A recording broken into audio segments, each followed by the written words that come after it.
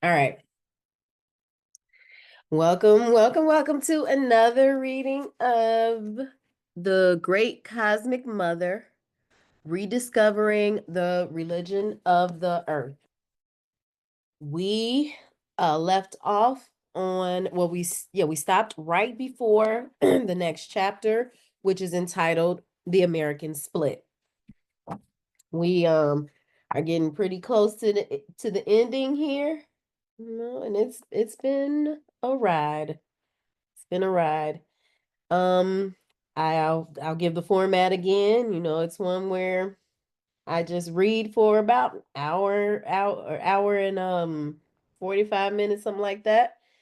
And then I take time to, for reactions, comments, what have you. All right, so I'm just gonna get started.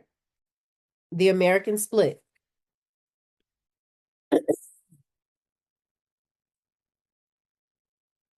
Americans are frequently told, especially with the resurgence of television evangelism and fundamentalist politicians, that America is a Judeo Christian nation founded on biblical principles.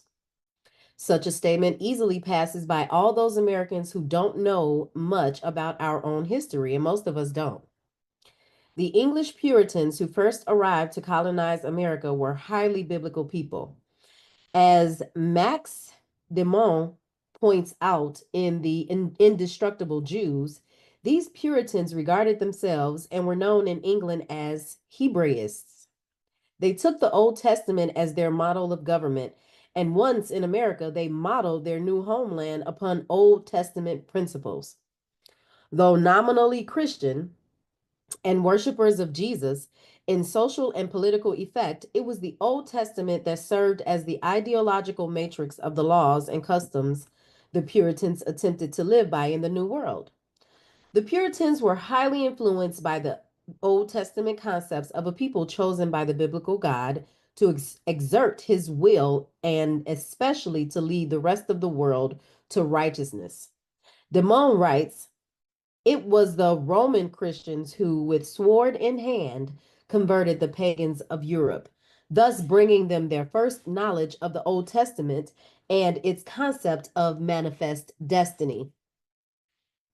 Quote, the spirit of the frontier was merged into a political manifest destiny by the Puritans, who transformed the Jewish concept of religious manifest destiny into a political manifest destiny, believing it was God's will that Americans should rule the continent and the seas beyond. End quote. At the founding of Harvard University in 1636, the two main languages taught were Hebrew and Latin. Governor Cotton of colonial Massachusetts wanted to make the Mosaic Code the official state law and Hebrew the official state language.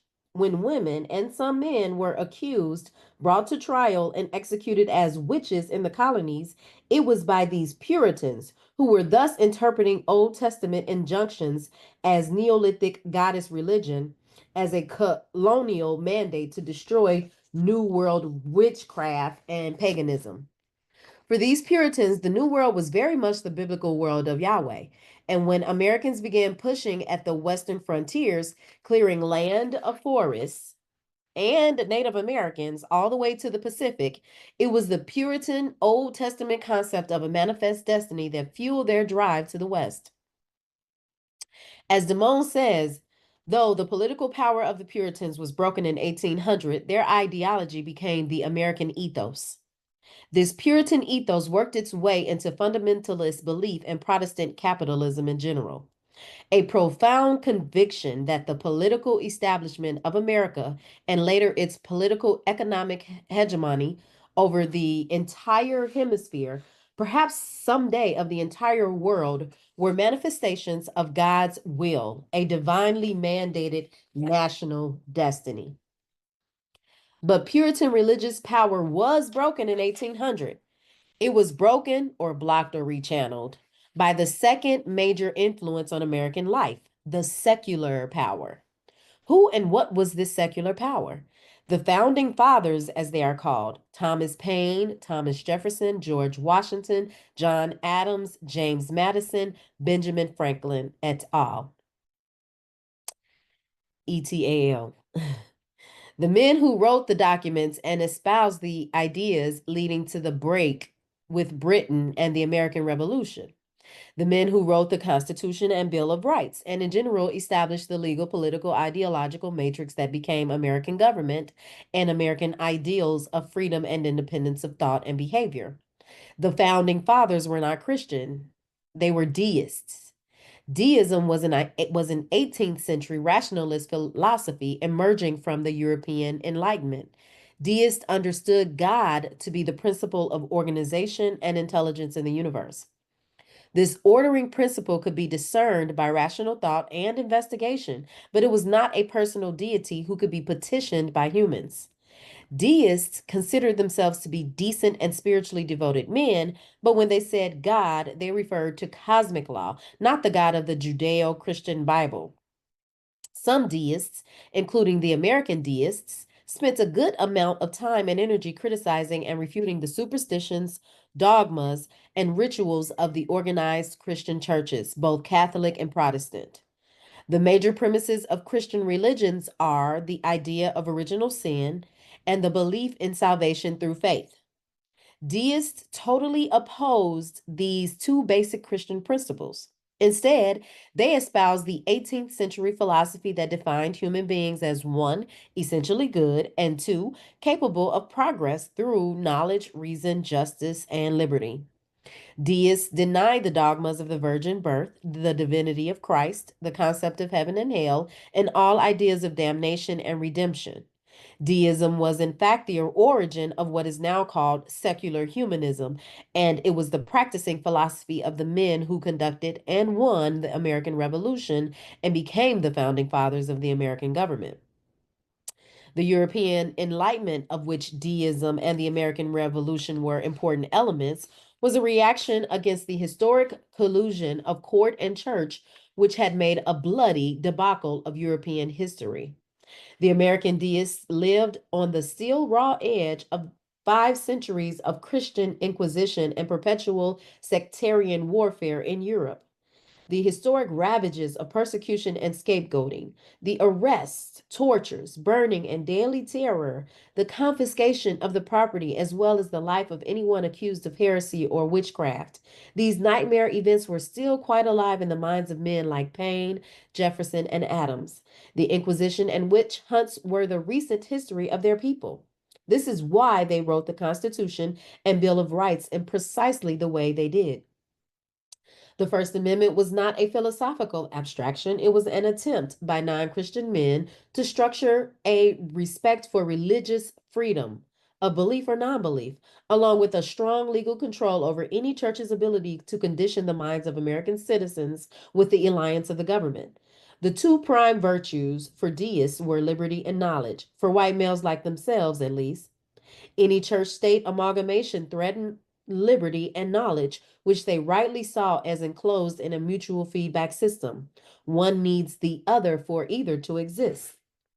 The American deists were just one generation removed from a Europe reduced to spiritual and intellectual rubble by the power partnership of church and state. They wanted to prevent that from happening in America. They wanted the new world to have a chance to be new, for white men like themselves at least. Another strong non biblical influence on the American Constitution came, of course, from the original inhabitants of this continent. The great law of peace of the Longhouse people, known as the Iro, Iroquois or Iroquois Confederation or League of Six Nations, is perhaps 1,000 years old and still governs the Longhouse people of Northeast America. Its intent was to unify Indian nations or tribes who spoke different languages into one communicating body as an alliance for peace. The deistic founding fathers were aware of this great law and impressed by its sanity and practical wisdom. They incorporated much of its spirit and some of its organizational details into the U.S. Constitution. To this degree, the Constitution is a true and organic expression of the original American pagan spirit, deriving not from the Judeo Christian Bible's pastoralist moralisms, nor yet strictly from European rationalism, but from the indigenous, earth oriented Indian consciousness of this land. When Thomas Jefferson said, I have sworn upon the altar of God, eternal hostility against every form of tyranny over the mind of man, he was referring to his deist God, the God of liberty and reason, and the tyranny he referred to was religious tyranny. Jefferson expressed admiration for the principles of the gospel of Jesus, but he did not believe these principles were exemplified by organized religion. On the contrary, difference of opinion is advantageous in religion. The several sects, sects, perform the office of a censor morum over each other. Is uniformity attainable? Millions of innocent men, women, and children since the introduction of Christianity have been burnt, tortured, fined, imprisoned. Yet we have not advanced 1 inch toward uniformity. What has been the effect of coercion? To make one half the world fools and the other half hypocrites, to support roguery and error all over the earth.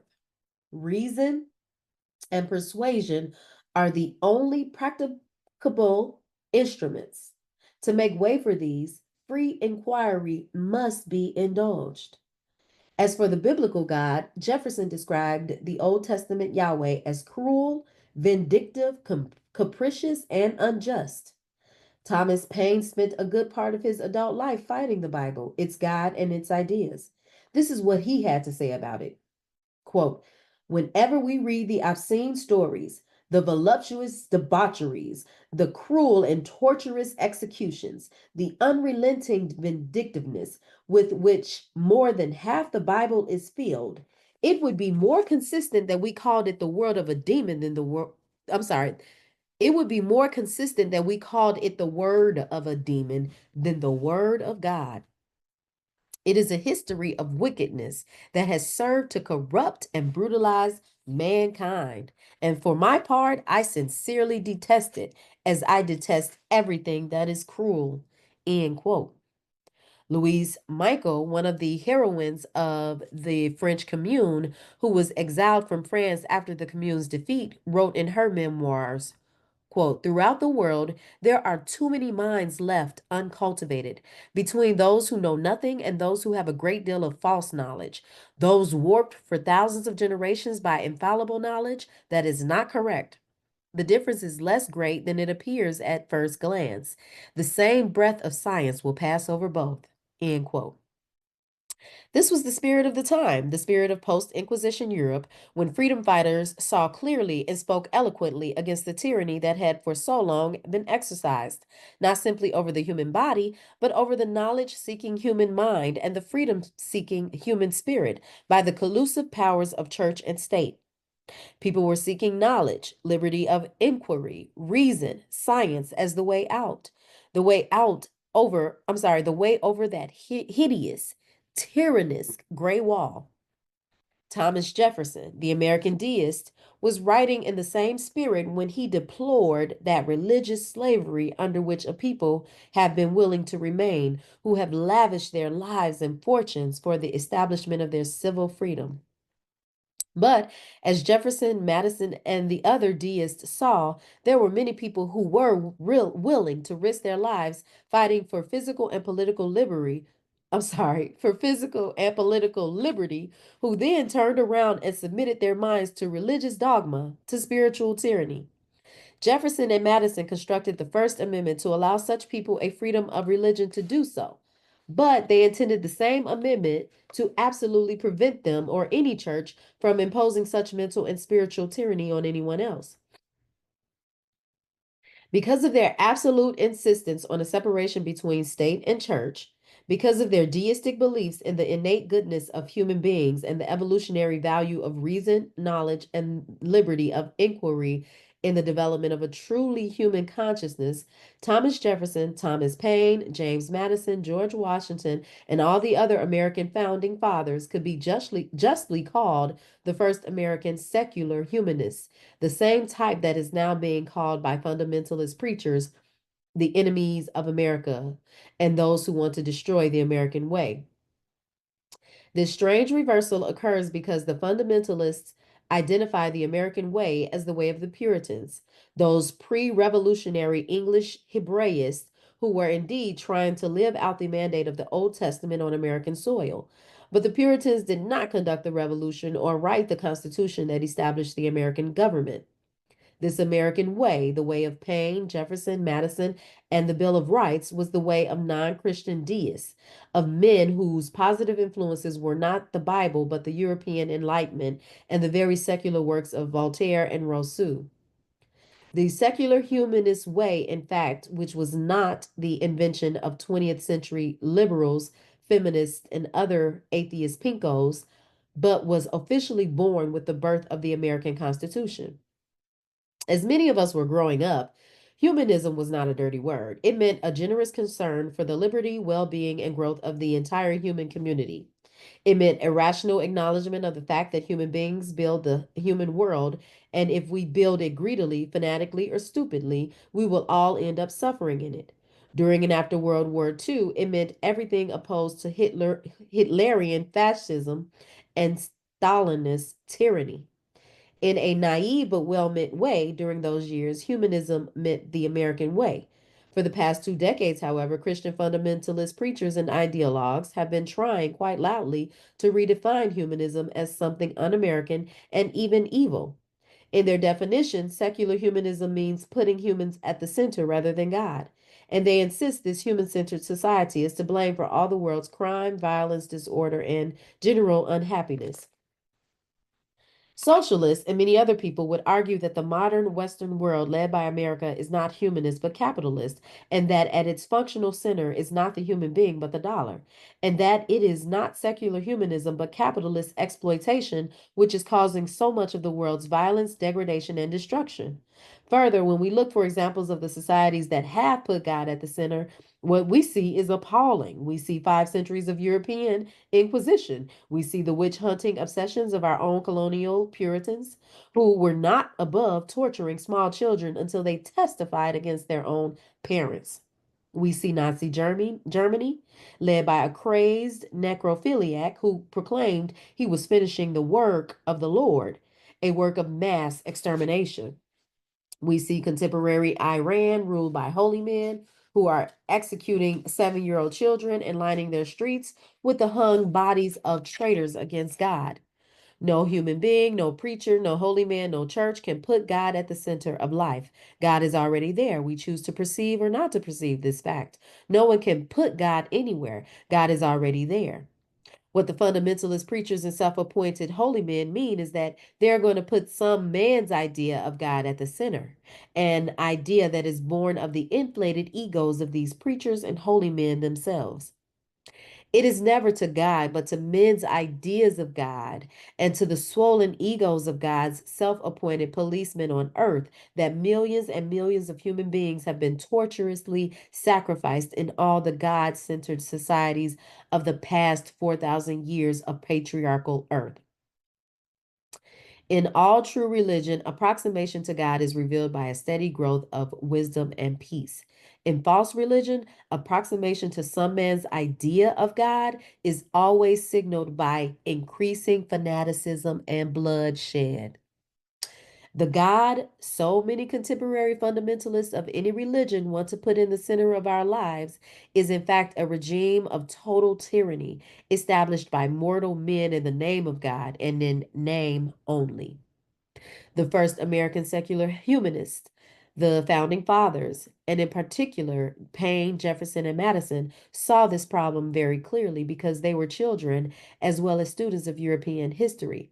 They were also children and students of American colonial history and had observed how quickly the old inquisitional mind had flared up in the New World in the habits of the Puritans.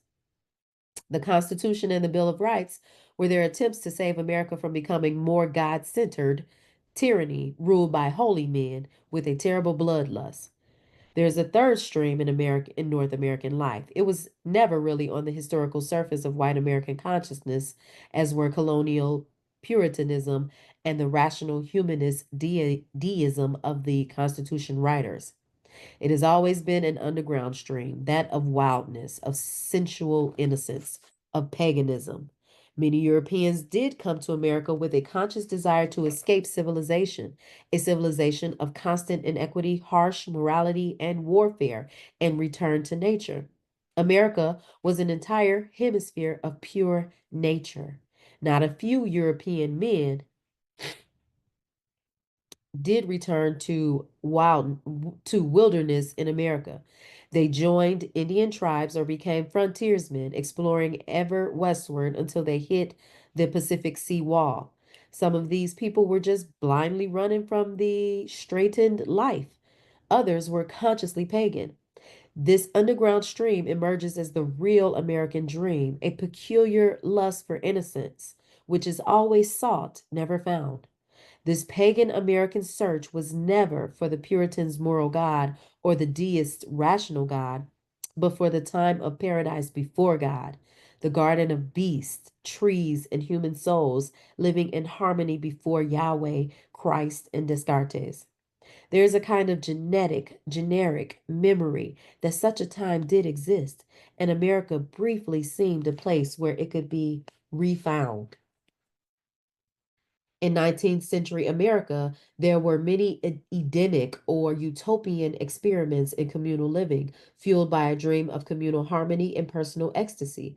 But the twin gods of morality and rationality always seemed to prevail, either breaking up such communes from within or barreling down from without to drive them out of town. The great American tradition of normality has always been a public device for controlling and exercising these lurking demons and dreams of personal wildness. Behind every lynch mob, every cross burning, every racist attack on the dark other, as behind every social snobbery or polite rule of exclusionary etiquette, is a rationalist Puritan terrorizing his or her own pagan heart. Normal people fear this wildness so much because it is always there, indigenous not only to this land, but to our own pre biblical roots. But our conscious returns to the pagan have been sporadic and local. Bohemian, beat, and hippie communities in America have attempted it. Such attempts have affected and changed our lives stylistically and politically, perhaps more than we know, but never for long enough or inclusively enough. The paganistic return to nature is like the Buddhistic salvation from the world wheel. Nobody really does it until we all do it. North Americans, more than any other people on earth, have a hard time returning to our roots because for most of us, our roots are elsewhere, buried under hundreds and thousands of years of the man's history. We can never return to the garden of harmony and ecstasy until we know how to pass through those two fierce angels blocking its entrance, moralism and rationality. And we can never get through those patriarchal door guards until we remember whose garden it really is. Just as much of the rigid Puritanism of Protestant fundamentalism can be traced to the biblical Old Testament, so a good deal of Catholicism's historic misogyny and zeal to convert can be traced to the New Testament's St. Paul, who was himself a fanatic convert and a fanatic misogynist. Throughout European history, there were periodic attempts by people who saw themselves as Christian radicals to break the grip of the Old Testament and St. Paul on the established churches and over the Christian mind. These people chose to follow the gospel image of Jesus as a radical social reformer, Jesus as a social revolutionary. The Templars, the Beghards, and the Beguines, the Albigensians, and the Cathari, and so forth, all tried to practice what they understood as gospel communism, a naked and ecstatic sharing of food, goods, and mutual care. Some of these medieval Christian communes tried to practice sexual equality. Some extended their communal practices to the sharing of their bodies. Others maintained strict marriage fidelity or practiced celibacy for Gnostic visionary purposes. All were accused by the church of social and spiritual heresy, including orgiastic sexual behavior. They all ended up at the stake.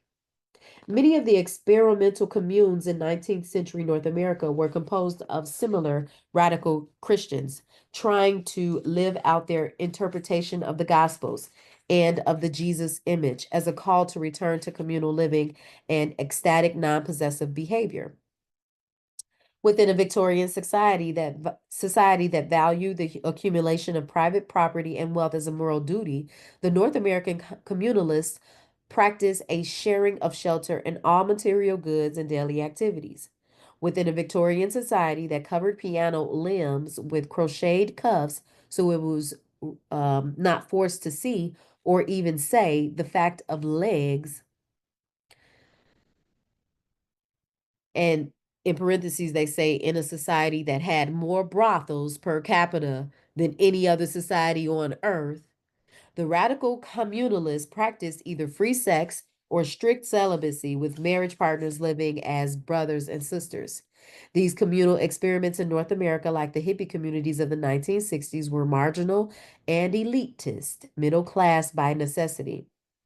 There was no way for them to reach or affect the lives of large numbers of people or to radically change the values and structures of the larger society. All these communal or utopian experiments of Europe and North America, Christian or otherwise, saw what they considered to be social greed and injustice, and sexual hypocrisy and repression, practiced in the name of God and Christ, and they counteracted with radical experimentation, i.e., radical, going to the root. Within a Christian capitalist context, radical social experimentation always means one, communal living and sharing of goods, two, sexual freedom and equality, three, practice of visionary and ecstatic techniques, both communal and individual. Many of these communalists have called themselves the true Christians or considered their experimentations to be closer to Christ's gospel intentions than the normal lifestyles approved by the church. But in fact, such social revolutionary communal experiments are always a reversion to pre Christian pagan social and spiritual structures, even though they sing and dance to gospel texts. Within a Christian capitalist context, radical Christian behavior is always a reemergence of paganism. And this is why it is always opposed and crushed by the church. Regardless of what the Gospels may say about the lilies of the field and spiritual poverty and the virtues of not possessing wealth or worldly power, the Christian church, both Catholic and Protestant, has grown with and firmly established itself upon the practice of private property, and its existence is functionally embedded in a hierarchic framework of social classes based on wealth.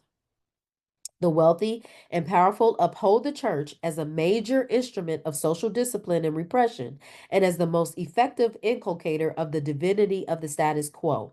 The church, in its turn, puts God's seal of approval on the existing social system, conditioning people from a very early age to see nonconformity as bad and serious rebellion as demonic. The Christian churches and the Western capitalist ruling elites have always worked together as a machine, in Foucault's sense, that perpetuates and rationalizes the advantage of the few while maintaining the many in a condition of productive repression via ideological control and channeling of their sexual spiritual energies. Liberation theology began in Latin America with these classic conditions. The wealthy ruling elite, supported by the conservative Catholic hierarchy, dominating masses of poor people. In 1956, progressive church leaders found CELAM, CELAM, the Latin American Bishops' Council, to discuss and counter these conditions with new ideas. And then came Pope John the 23rd and his Vatican Council II, number two, which proclaimed the Catholic Church's option for the poor. CELAM met in conference in Medellin. Yeah, Medellin, Medellin. I forgot to say this word. Medellin. It's in Colombia in 1968 to find ways and means of putting Vatican number two into practice in Latin America. One of the structural ideas emerging from the Medellin uh, yeah, Medellin conference was the church based community where poor people gather in self managed parishes to discuss religion and help each other with survival problems. In Brazil, particularly, with its large population and great shortage of priests, these base communities spread rapidly. In 1984, there were about 150,000 church based communities in that country, all actively supported by the Brazilian bishops. Brazilian Franciscan and theologian Leonardo Boff was one of the architects of liberation theology. He explained that the Brazilian Catholic Church needs these communities to help it face rapidly growing competition from numerous Oriental and Afro Brazilian religions, and also from fundamentalist Protestant and Mormon churches that have been sent to Latin America from the U.S. with President Reagan's tacit support. Boff has defended the Catholic based communities as the most creative way to compete with this pastoral challenge. They are the locus where the people meet together to read the Word of God, celebrate, put into practice love of neighbor. This is the Church of the Poor in South and Central America. These base communities have spread everywhere among millions of people who are traditionally very spiritual and also struggling to survive oppressive conditions as well as overthrow U.S. backed political military dictatorships. In Christians in the book Christians in the Nicaraguan Nicaraguan in Christians in the Nicaraguan Revolution, Margaret Randall has shown the strongly inspirational and tactical effect of the Christian based communities and liberation theology on the people of Nicaragua, who were able to harmonize their religious vision with successful armed struggle against the dictator Somoza and his U.S. trained National Guard. This is the inspiration of liberation theology among the people and the threat it poses to the ruling elite. When poor people read the Bible, they interpret Jesus as a social revolutionary, and liberation theologists have interwoven these popular radical interpretations with traditional theology. Boff, in particular, has applied Marxist economic analysis to the hierarchic, conservative, imperialist, social, and religious structures dominating Latin America. In Church, Charisma and Power, that's the book. It's called In Church, Charisma and Power, written in 1981. He analyzes the Catholic Church from a Marxist perspective as a capitalist institution. For this and his whole range of politically provocative and inspirational thought, Boff was called to Germany in September 1984 at the Pope's request to be questioned by Cardinal Joseph Ratzinger, the Archbishop of Munich. Ratzinger was put in charge of the Vatican's Congregation for the Doctrine of the Faith in 1981 for the express purpose of questioning and disciplining liberation theology. This congregation is what remains in the modern world of the old European Inquisition's infrastructure. The Vatican and conservative Catholic churchmen in Europe and Latin America have, since the early 1970s, joined together to target and denounce Christians for socialism and liberation theology in general, as well as Marxist infiltration in CLAM. They claim that any use of Marxist economic structural analysis threatens to expand into an atheist Marxist undermining of the human spirit, or at least the church's control over the human spirit. In fact, the church has always seen any analysis of the human condition beyond its own as a threat to its imperialist hegemony. It created the Inquisition in 1200 to fight heresy, i.e., the Arabic worldview. Later, in 1484, it launched its 300-year-long war on witchcraft, i.e., the pagan European worldview. Now, in the mid 1980s, it fights Marxist atheism. In all cases, the church claims to own the true spirit. It pretends biblical textual support for its authority, and it denounces its opponents as heretical and ungodly. But Marxism didn't exist during the Inquisition, nor is it essentially Marxism the church is fighting. It is, in fact, engaged in the same centuries old secular power struggle against rival social visions, as well as rival religions. When it denounces Marxist analysis and the communalist visions of socialist Christians, it is truly fighting its old war against the radical Christian vision of Jesus as social revolutionary, a vision that is always, at its ontological core, a reversion to pre Christian paganism. Because the Bible is not the word of God, but the words of men, of many men, and many times, its text can be used, like Bartlett's quotations, to support just about any argument one is espousing. In Deuteronomy 5:17, Yahweh says, thou shalt not kill. Let's say that again. In Deuteronomy 5:17, Yahweh says, thou shalt not kill.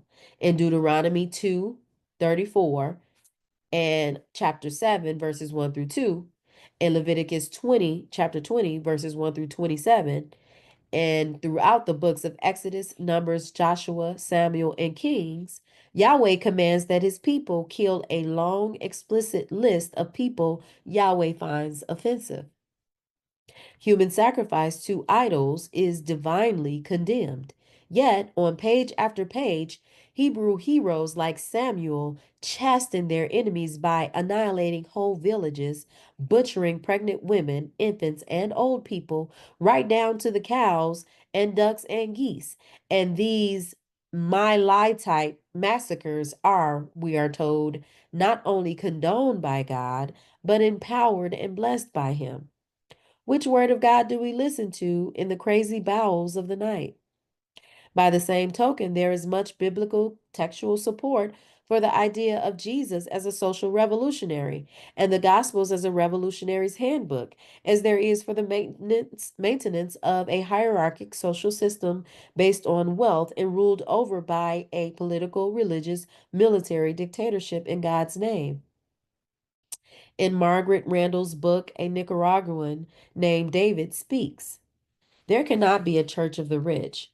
Christ was the first to accuse the rich, telling them it was easier for a camel to go through the eye of a needle than for a rich man to enter the kingdom of heaven.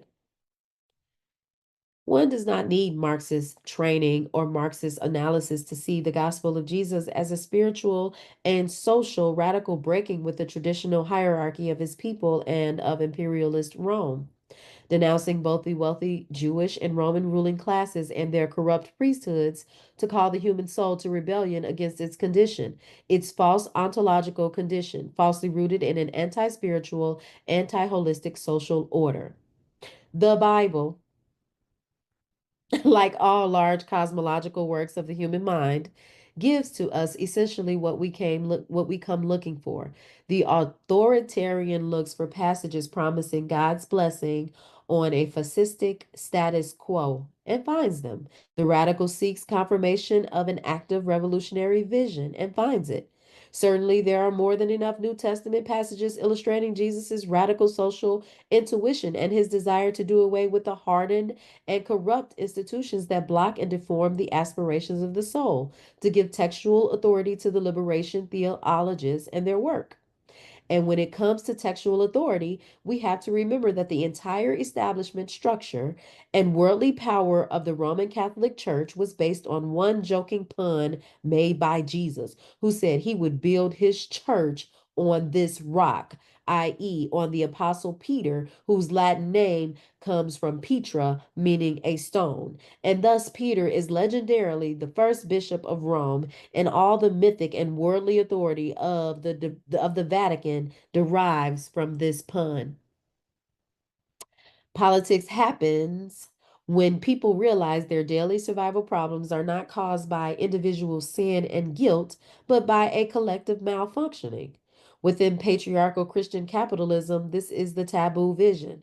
Whether it comes from Albigensian or Catharite heretics, or pagan witches, or from 20th century Christian socialists or atheist Marxists, the vision is the same insofar as it is a collective, systemic, revolutionary approach to problems rather than a personal, confessional, therapeutic one. While liberation theology and the church of the poor activate the first, the political approach, The church encourages at his at the church encourages, as it has always historically enforced by law when it could, the latter personal solution. A solution which, needless to say, a solution which, needless to say, keeps it in business. The conservative Catholic and official Vatican view is expressed by the German Bishop Franz Hinsbach, who since 1973 has been working through Bogota, Colombia, with conservative Latin American clerics to stamp out the influence of liberation theology and the Church of the Poor. Hingsbach insists that Christian liberation must be solely personal, a liberation from original sin and personal guilt, not from social structures. While liberation theology seeks to free human beings from decadent and exploitative social economic conditions, the conservative Catholic hierarchy apparently believes that hunger and poverty, forced and unrewarding labor, and massive, brutal exploitation by global economic and political forces are to be understood and accepted by humble sinners as God's punishment for their sins. Or, at any rate, such conditions are to be patiently endured without revolt, while individual souls concentrate on confessing their personal sins on their knees, never seeking justice or mercy or fulfillment on earth, but meekly believing such luxuries will come to them in heaven.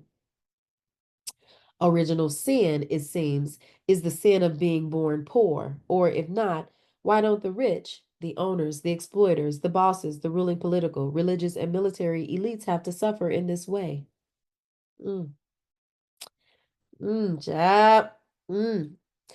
Bishop Hingsbach announced in 1977 the so called liberation theology leads to nothing.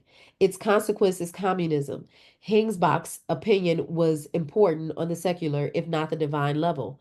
The poor Latin American Catholic churches depend on funding from the very rich West German churches. And Hingsbach was at the time the president of the German Bishops' Conference and thus in charge of all the funding for developmental and pastoral work in poor countries, specifically Latin America. Just before making his pronouncement on liberation theology, Hingsbach had been decorated with the Order of the Condor of the Andes by President Banzer, the dictator of Bolivia. Hingsbach's view of liberation theology is similar to the Chilean dictator Pinochet's view of democracy, which he called the breeding ground of communism. Another major Catholic warrior against liberation theology is the Belgian Jesuit Roger Wekemans, who has denounced it along with the Church of the Poor as a contagious virus. In the mid 1970s, Wekemans had been reported by the Washington Star and the National Catholic Register to have received, on his own admission, millions of dollars in funding from the American CIA and from the Agency for International Development. He had also boasted of advising then CIA Director John McCone to let one or two Latin American countries go communist so that it would then be easy to arouse anti communist paranoia in the rest of the Western Hemisphere. The Catholic Church, as the self defined owner of the true spirit, denounces Marxist analysis as materialistic and finds liberation theology's emphasis on social economic problems with social economic solutions also abhorrent in its materialism. Apparently, the desire of the world's poor to eat, to feed their children, to clothe and shelter themselves and their children, to live creative lives, to spend their days in meaningful labor rather than numbing drudgery, to earn a fair reward for their work and a future for their children. Apparently, all this is to be seen as materialism. It can be seen so by the Catholic hierarchy only within the Christian dualistic system that separates flesh from spirit and then pretends that the lifelong degradation of one leads to the eternal liberation of the other.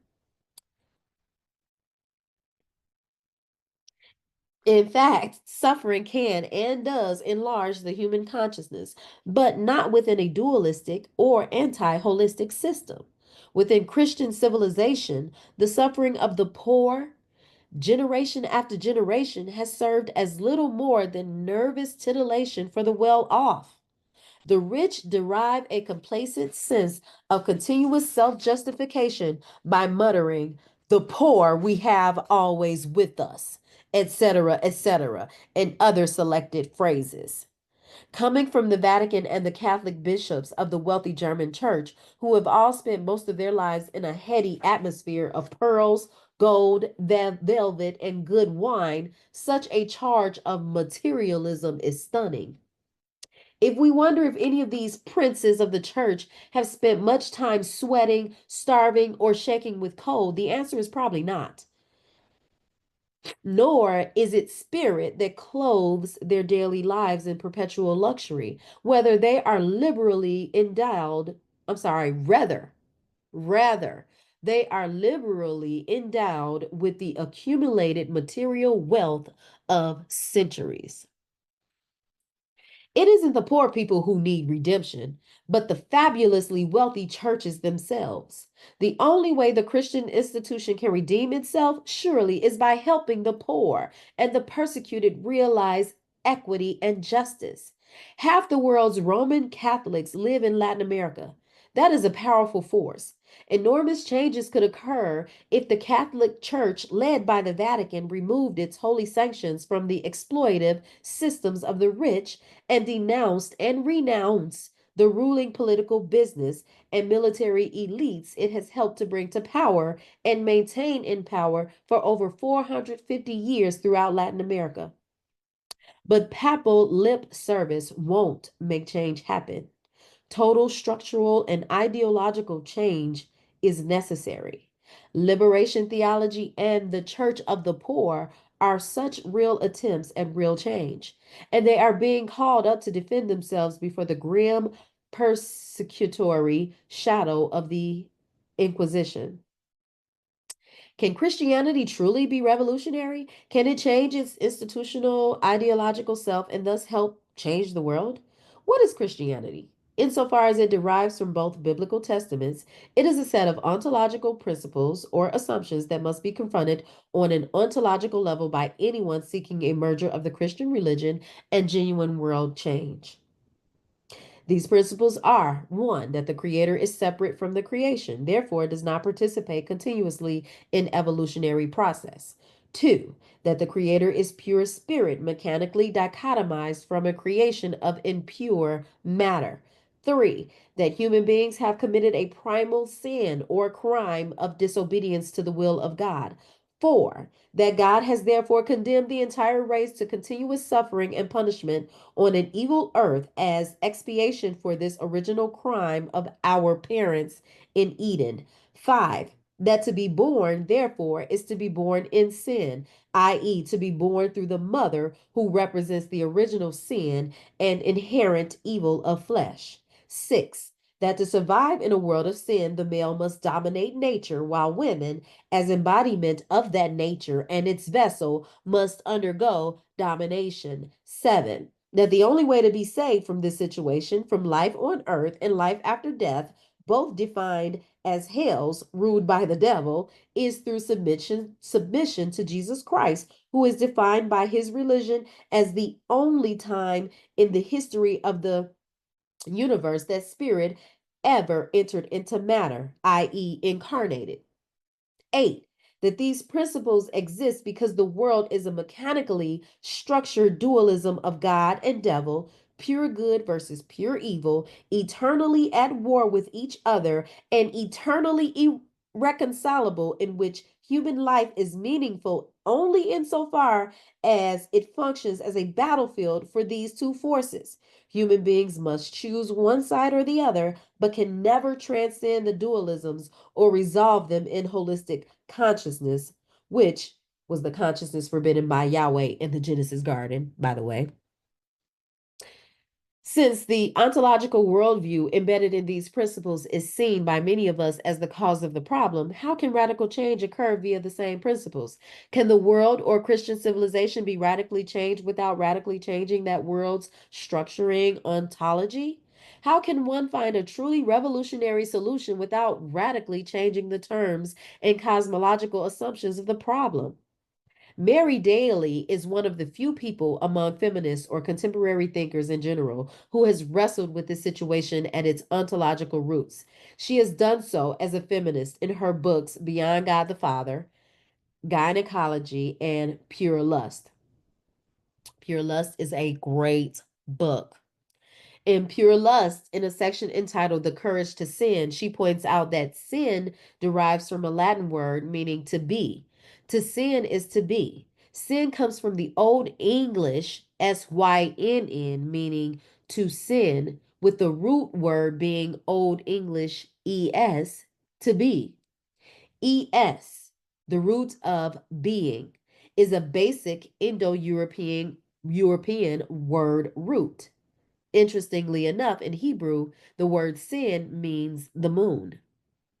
To sin within the patriarchal religious context of Christianity is to risk being, i.e., within that context, true being can only occur in the renegade spaces outside the established religion, utterly outside and beyond its terms.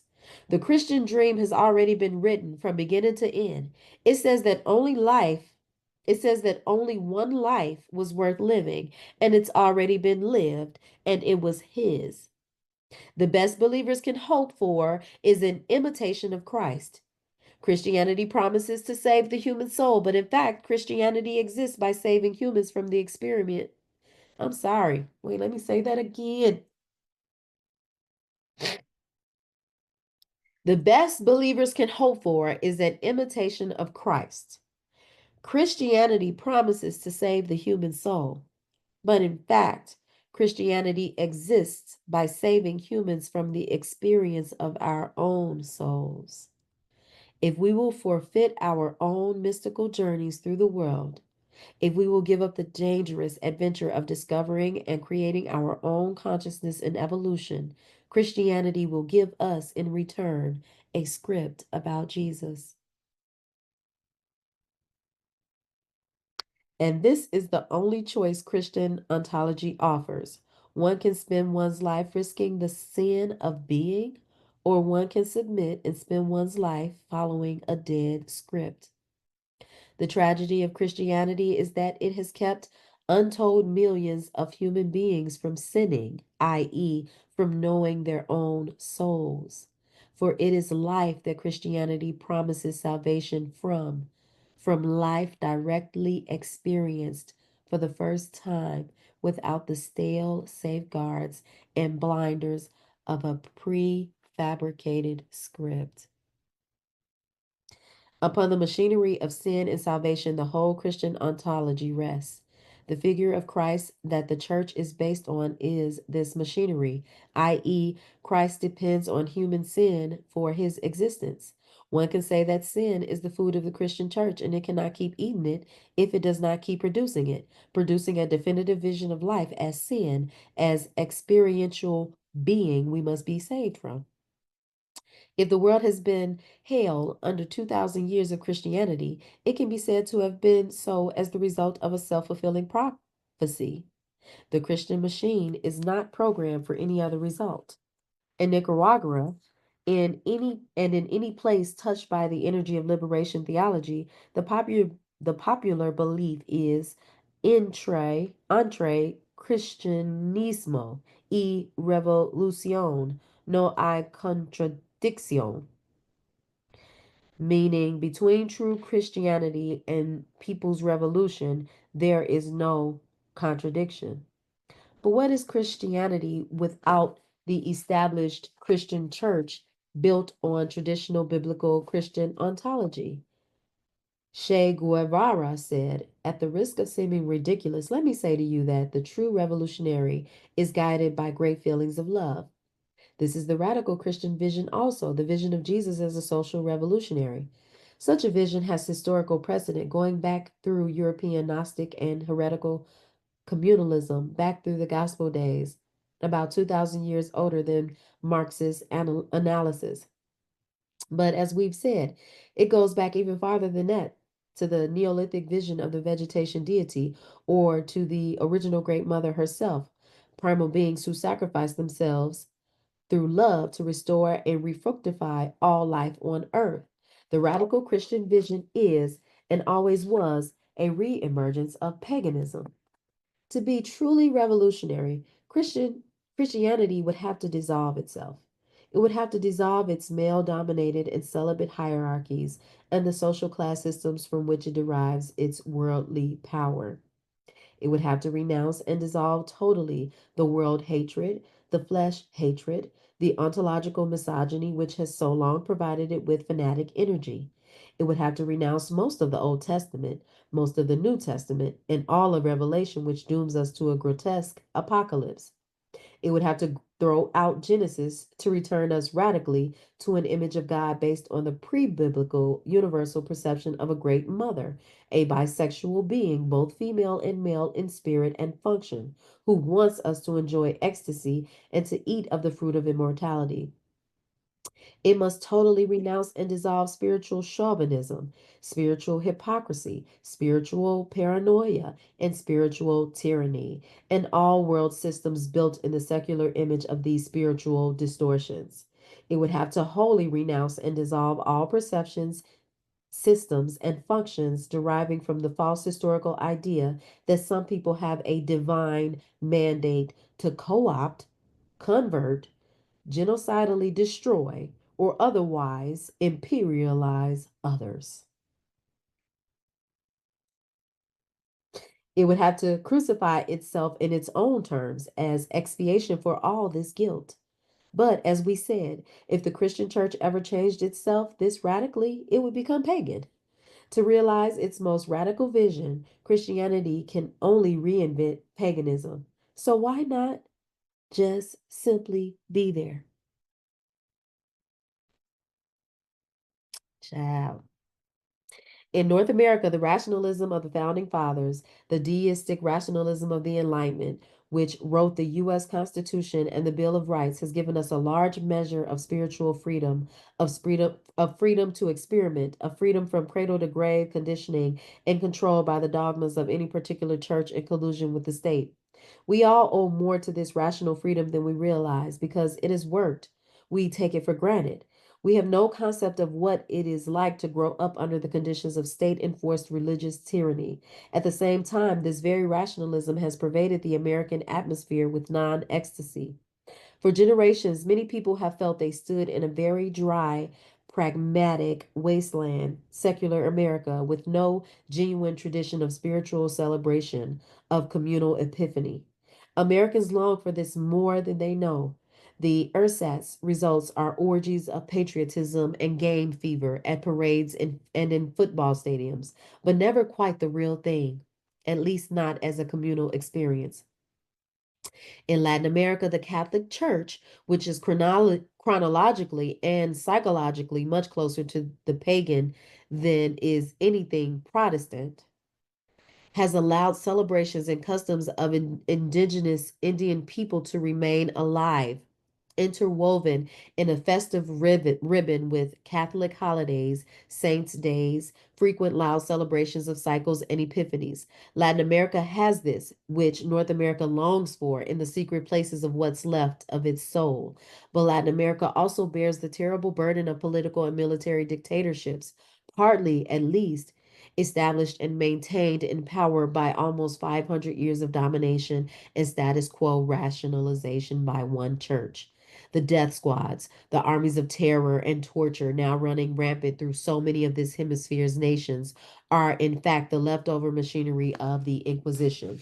Never wholly dismantled in the Catholic tradition and now re oiled, updated, redesigned, and modernized by the imperialist interests of the new Roman Empire, corporate America. The American split in raw terms is this: normal freedom without real life ecstasy, or I'm sorry, let me say that again. The American split in raw terms is this: nominal freedom without real life ecstasy, or nominal epiphany without real life freedom. Such a split is always the result when life is fed into the patriarchal dualistic grinding machine, which churns out globs of white fat or pours runnels of blood, which turns out tasteless hamburger, or the red screams of the butchered, which grinds out always one disconnected fragment or another, but never the whole feast, never holism, never the living, gratified flesh of a true spiritual vision. Mm. The next chapter, the divine homosexual family. In January 1977, the Pope announced that women could never be priests in the Catholic Church. The reason given was that Christ is a male and his priests must be imitations of him. In the Netherlands on May 13th, 1985, Pope John Paul II reiterated the Vatican's position on women to a large crowd of less than enthusiastic Hollanders. Women will never be allowed in the Catholic priesthood, he said. Liberal Protestant denominations now allow women ministers, and conservative Jewish leaders have just opened the way for women rabbis in their synagogues. But among Catholics, as among conservative Christian churches, such as the Mormons and Orthodox Jews, women are still not considered the proper sex to serve as sacred ministers or interpreters of the biblical God. The highest a woman can go in the Catholic hierarchy is deaconess, a role always subordinate to the male priest. As far as the Vatican is concerned, a priestly relation with the male Christ can only be enjoyed by another male, both of them served humbly by convent trained nuns as a kind of holy harem of the patriarchal spirit. The liberal egalitarianism of the other Christian and Jewish denominations, where women ministers and rabbis are now accepted, is a very recent occurrence. It came about only via feminism and the pressure of Christian and Jewish women for spiritual acknowledgement by their respective faiths. For most of the millennia of Christian and Jewish history, the biblical God Yahweh and his immaculately begotten Son, Christ, have always and only been represented at the altar by a male. Quite often, these males have worn skirts, and always, in all times, they have been the givers and upholders of dogmatic laws regarding women, laws telling women how to dress, how to move, how to behave, how to relate to our bodies, how to reproduce, how to have sexual activities, when to have sexual activities, how to relate to our menstrual periods and our childbirths and our afterbirths, how to bow our heads, cover our hair, keep our eyes modestly averted, how in general to be pliant and submissive and unquestioning handmaidens in the holy black halls, kitchens, and bedrooms of the Lord. Indeed, this strange urge of holy men of all patriarchal denominations to stand there, wearing skirts, giving sermons to the world's genuine females on what it really means to be a woman, is a propensity that needs deep pondering.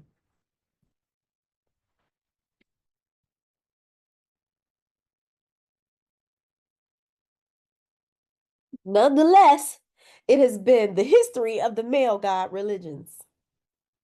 What needs deeper pondering by all of us is why women continue today to plead for egalitarian respect in reactionary churches that clearly now and historically have no interest in women as anything but followers and servants. The Catholic Church's male hierarchy does not need women priests and dismisses the very idea with celibate contempt. But the Catholic but the Catholic Church needs women. Wherever the church exists, it is millions and millions of female believers, low paid teaching nuns, volunteer women parishioners, catechized mothers, catechizing their children, who keep the Catholic Church alive. In all Christian churches until very recently, this was the traditional case. Women's natural religious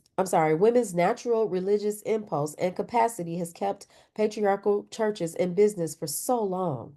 The female gift for spirituality, into which, under patriarchy, we pour so much repressed sexual energy, is used and turned against us by the male hierarchies of the male God churches. They cleverly keep women on our knees, scrubbing and scrutinizing the sacred floor, while they, a few select princes of the churches, rise upward in lofty clouds of worldly power and luxury. Religious women think they are worshiping God. In truth, under patriarchal religion, women believers exist only to service and inflate the institutionally ordained egos of very mortal men. On October 7, 1984, 24 American nuns were listed as signers of a public statement printed in the New York Times. The statement was headlined, "A diversity of opinions regarding abortion exists among committed Catholics."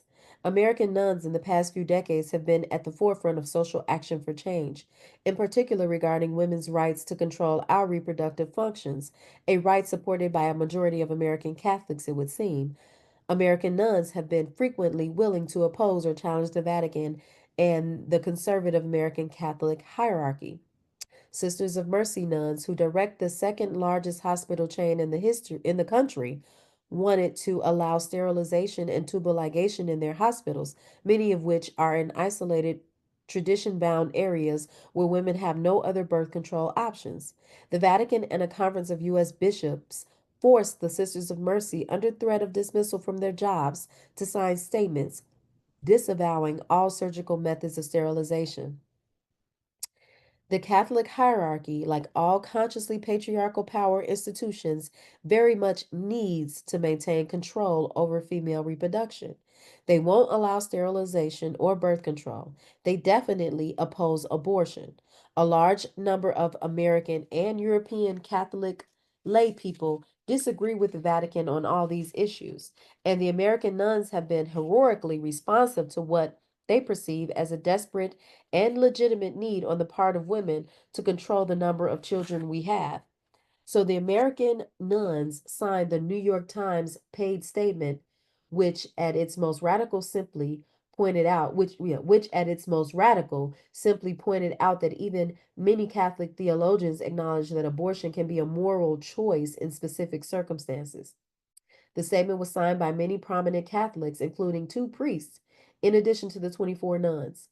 How did the Vatican respond? It threatened to expel the nuns from their religious communities if they refused to recant.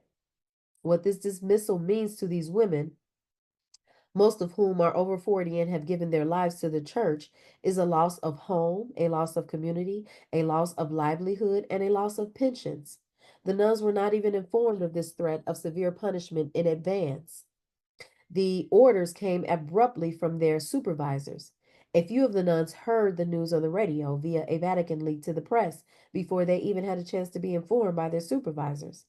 In the words of one of the inquisitioners, Archbishop Jerome Hamer, head of the church's Sacred Congregation for Religious and Secular Institutes, which issued the official church statement against the nuns were seriously lacking in religious submission of will and mind to the magisterium. The two priests involved recanted. The 24 heroic nuns to this date have not. In the words of theologian Rosemary Ruther, who was one of the statement's signers, the conservative bishops and curia were enraged that nuns would sign such a statement, especially that celibate women were involved in an issue that shouldn't affect them. The curia can't stand the support of celibate women for women who have sex. Child.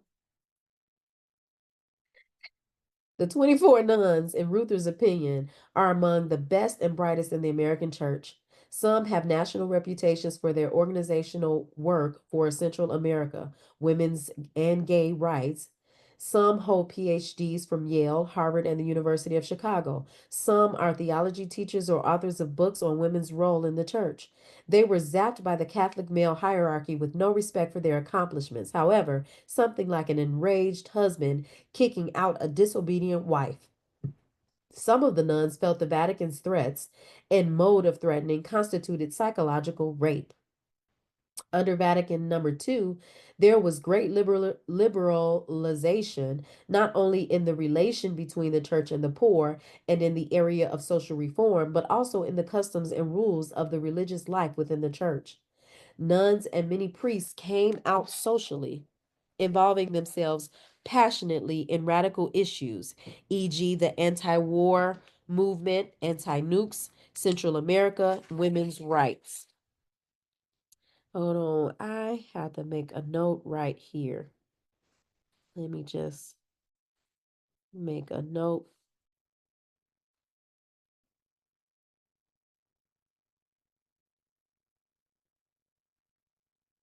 This is something else, y'all. Okay. Nuns left their imprisoning habits and became strong crusaders for justice. Under Pope John Paul II, the church hierarchy has been attempting to break and reverse this liberalizing direction, and in particular to get the uppity nuns back under absolute conservative male control.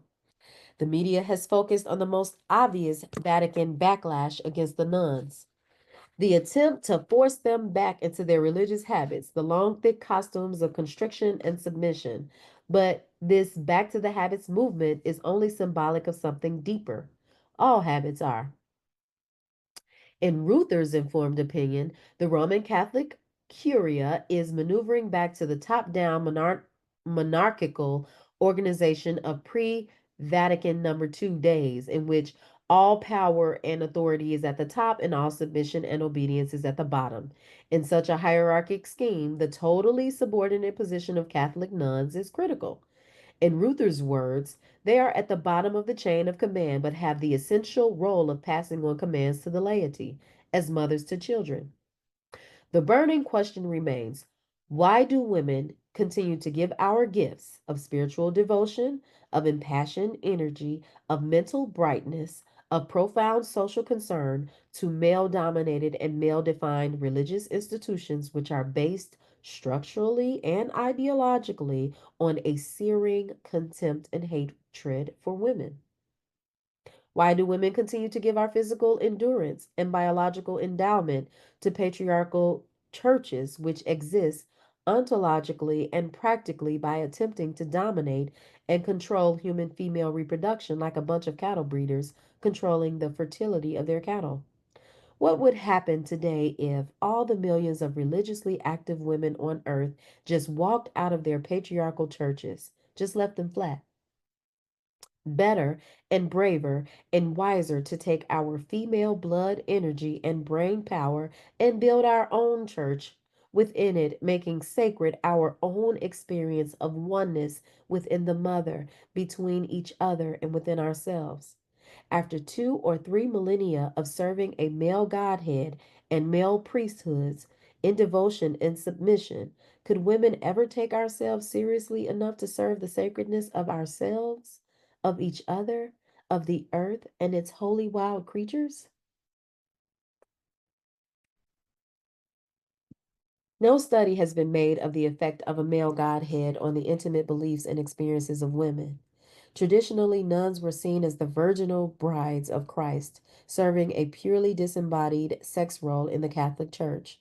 The nuns also functioned as glorified housewives, polishing the church silver, embroidering altar cloths and vestments, always the humble handmaidens, and under the ultimate authority of father confessors and male priests, serving a male God and his son, a son who had said to his mother, "Woman, what do I have to do with thee?" In earlier centuries, where all the options for women were terrible, it was often a liberation for a creative, independent woman to enter a cloister instead of being forced into what usually amounted to brutal marriage and eternal childbearing. Many of the great women artists and poets of the Middle Ages and Renaissance were nuns, living in all women environments with freedom and time to think, read, write, and create. In the early Celtic Church of Ireland, especially, many of the nunneries were um, communities of druidic priestesses and drag, still mixing magic spells and their pagan worship of the goddess bride with their daily Christian duties. As Mallory told us in Morte the author, Morgan Le Fay was not married but put to school in a nunnery where she became a great mistress of magic. Convent and coven are the same word after all.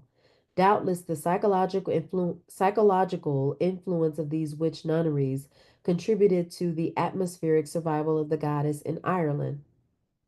According to folklorist Lewis Spence, as late as 1850, the Irish folk still worshipped her, regardless of the Catholic priesthood. At the well of St. Declan, Ardmore, County Waterford, masses of people assembled annually on December 22nd, crawled beneath a hollowed stone, and then drank of the well. It was surmounted by the image of a female figure, which is described as being like the pictures of Kali. I love Kali, the black goddess of Hindustan. The Catholic priest actually whipped the folk away from the spot, but to no purpose.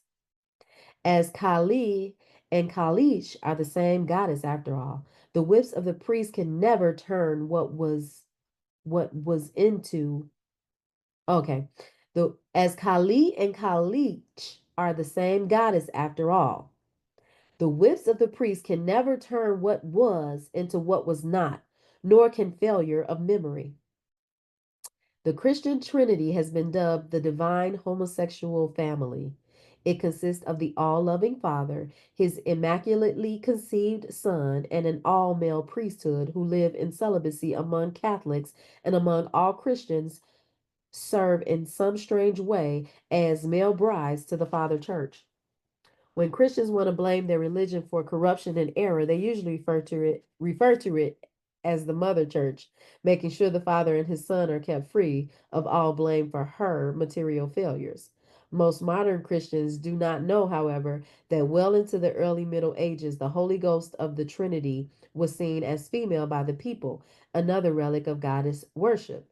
A crime against the Holy Ghost is, in Christian doctrine, the only unforgivable sin.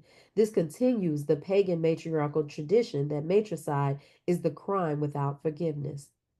Mary, the only female now left on the divine scene, has nothing of the primal creatrix about her.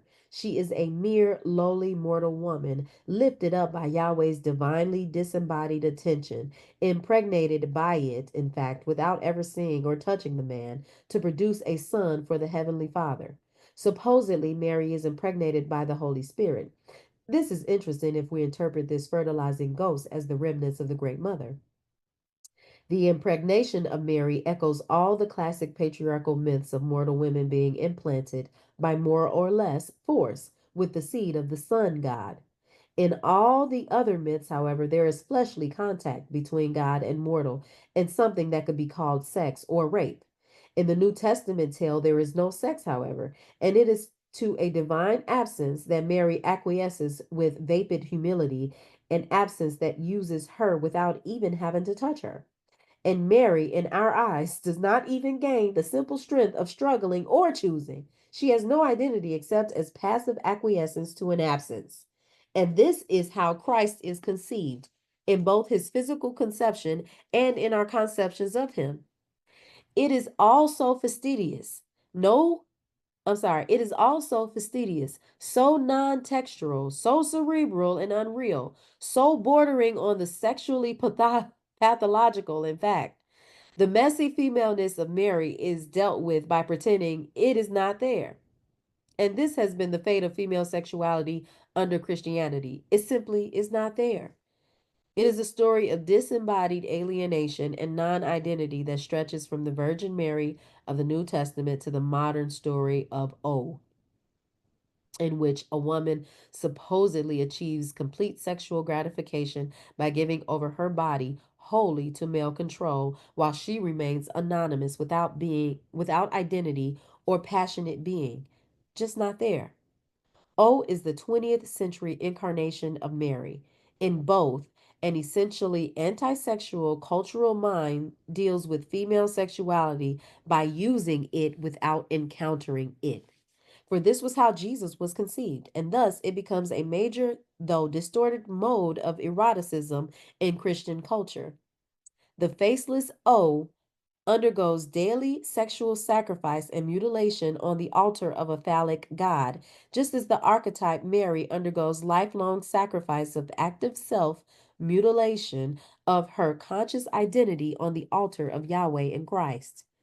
For both women, the whole purpose of existence is self obliteration through the body, via the perpetual machine of sex or the perpetual machine of maternity.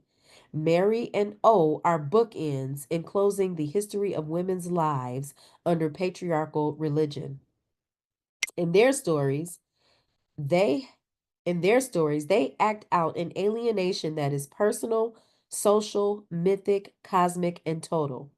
Mary foregoes sexual consciousness, sexual pleasure, physical prowess, economic and intellectual power, Cosmic risk, the ontological and evolutionary adventure of creating one's identity. She gives up her whole range of natural and magic potential in order to become a good mother for her divine son. This is the beginning and end of her meaning as a human being. Just as O's whole meaning is a kind of sensational blob, a mass of flesh that exists to have things done to it. The biblical definition of a good woman is one who sacrifices herself completely to the needs and demands of others, particularly male others, while asking nothing for herself. This good woman is essentially the same whether she dwells with faceless humility in the house of the Lord or with anonymous masochism in the private rooms of the sadist. Under patriarchal religion, maleness is made, invented, mass produced, while femaleness is unmade, de evolved, extincted. For over 2,000 years, Western biblicized women have been undergoing conditioning out of our natural powers and wisdoms. We grow up learning to disregard the effects of our own rhythms, which are cyclic like the moons, like the tides, the seasons. We learn the habits of ignoring them, denying them, trying to forget or overcome them as we live under the rule of the man without and within, who conceives of time as something that can be ordered and processed in mental mechanical categories, regardless of the body's or the earth's phases. In this sense, all Western culture is built on ideal male homosexuality, the classic patriarchal institutions of the classic, I'm sorry, I got okay, I'm sorry.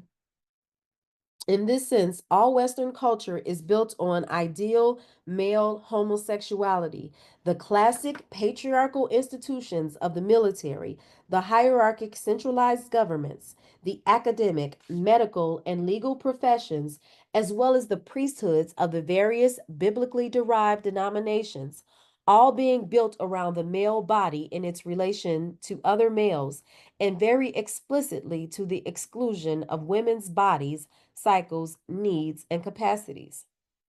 When James Watt became when James Watt became head of the US Department of the Interior under Ronald Reagan's first administration, the department's stationery showed a few buffaloes standing on the left side of the paper, gazing eastward. Watt, a born again charismatic Christian, had the stationery redone so that the buffalo were standing on the right side, gazing toward the west. Watt knew intuitively and doctrinally that the right side is the side of the Father. Oh my goodness. Sorry, guys, for the interruption.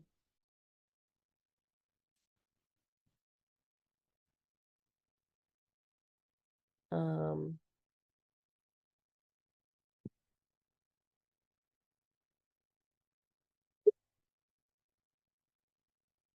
Sorry about that.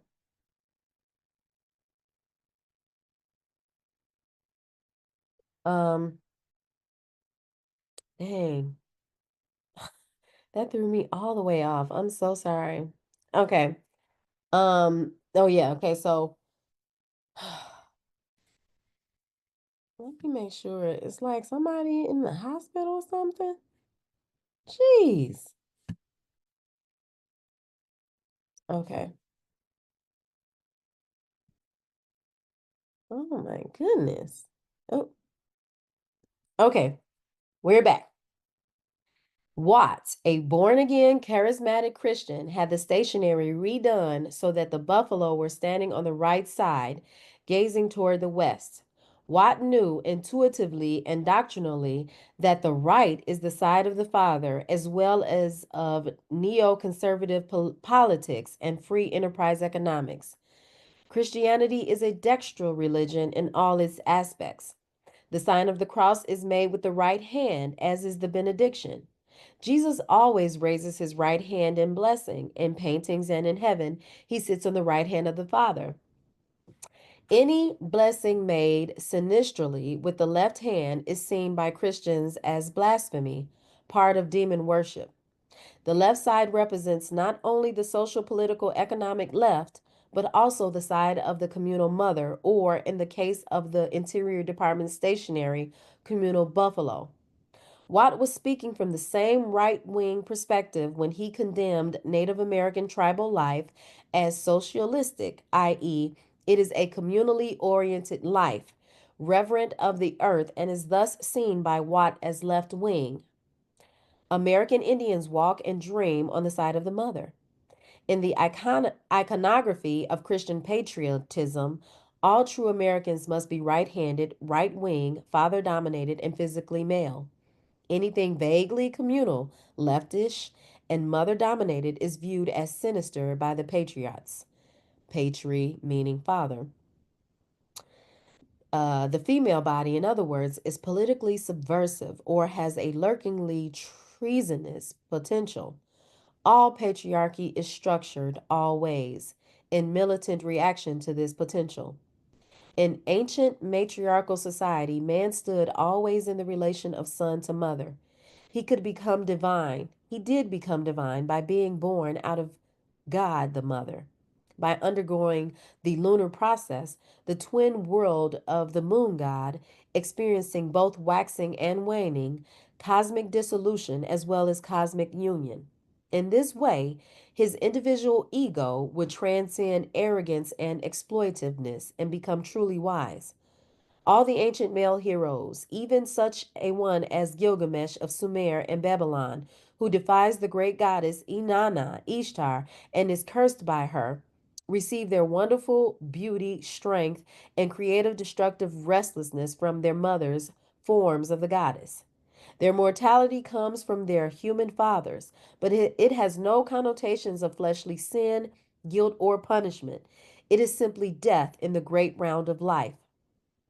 Gilgamesh, like his Babylonian counterpart Marduk, the son of the sun, was given the task of overcoming and slaying the Great Mother in her form as cosmic dragon.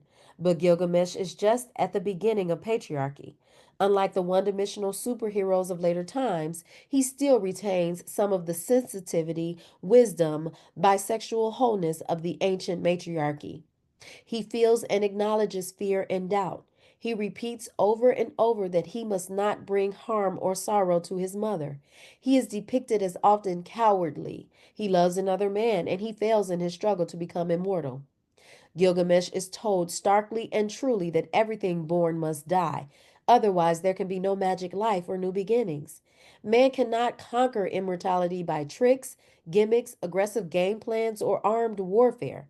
He can only realize immortality by becoming whole. In the Gilgamesh epic of 4,000 years ago, the goddess of birth, death, and rebirth had not yet been subdued. She still lived as a natural process of wisdom in human minds and in evolutionary human feelings toward an evolving universe. The heroes of our present age, though, are something else. They are Superman, Bionic Man, James Bond, The Terminator, Rambo. They are the one dimensional cartoon men of children's comics and TV. These 20th century superheroes are fiendishly skilled in one specialty, always involving a lot of noisy smashing and silent spying, and absolutely stupid in all other ways. They don't need profound human intelligence, they have machines. All presented as sex symbols for the masses, they are all eerily asexual and misogynistic. They are all just too pure, too patriotic, too damn busy, too damn dangerous, or moving too fast for one woman or any woman. Their primary sensual relationship is with their machinery. The only wildness around them, thanks to the speed of the light media, like cinema, television, magazine, photography, is embodied in man made objects, usually of shining metal. The magic swift gun, the magic swift car, the numinous technologies of spying, capture, and death. These are alive and wild. Everything else surrounding our heroes is dead meat. Clothed in steel, never born of a mother, the cartoon heroes are true products of huge metalopolis, metalopolises, skyscraping phalluses, and calculator minds that click and tick like bombs. There is not a tree or an ecstasy, or a moon in sight.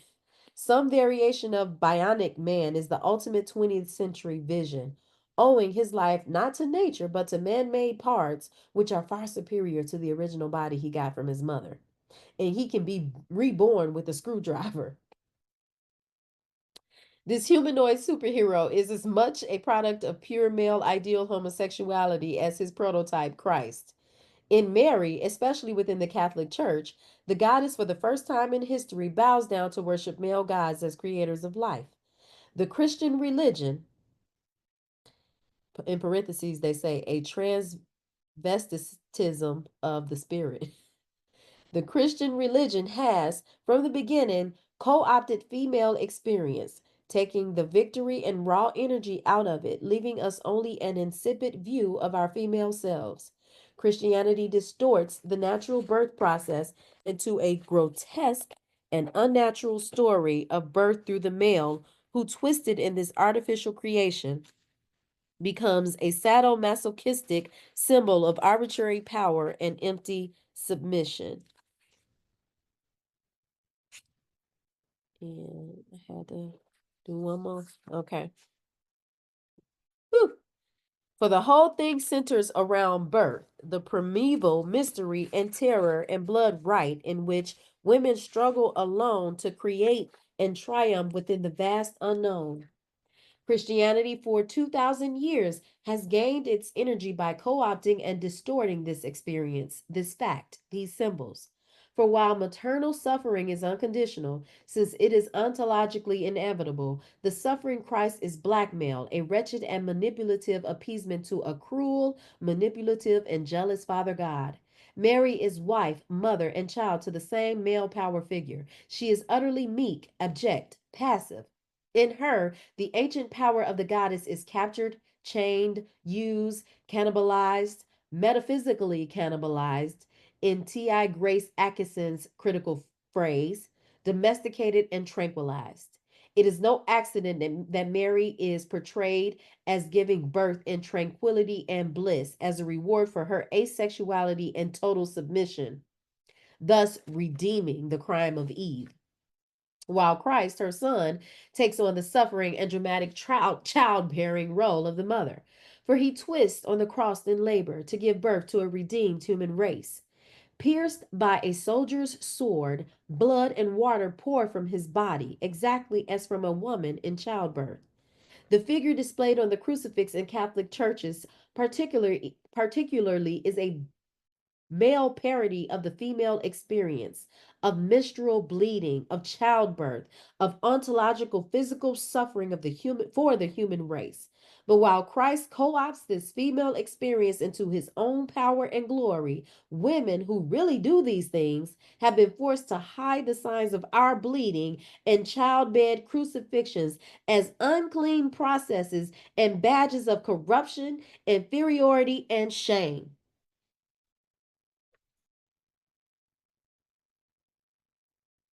The deified male martyr flaunts his sacrifice everywhere, and we're supposed to bow down to it. Women, the real thing, are required by decency to hide our messiness out of sight. In the Making of the English Working Class, that's a book, E.P. Thompson describes how, among the Methodist congregations of the 19th century, Christ's wounds Christ's wounds were spoken of in a highly ecstatic, sexual, masochistic, sadistic language. His bleeding body was unconsciously identified, Thompson thinks, with the female body role under patriarchy, long suffering, sacrificial, the erotic passive object of male frustrations and brutality.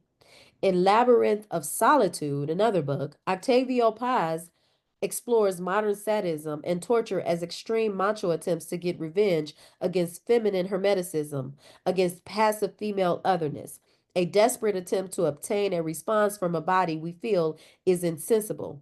But the female role of insensate, passive victim body is just that, a role inculcated, enforced, and prolonged by a patriarchal religion which must keep women numb and silent while its male god, Christ, acts out a female role. the erotic dramatic role of bleeding in childbirth.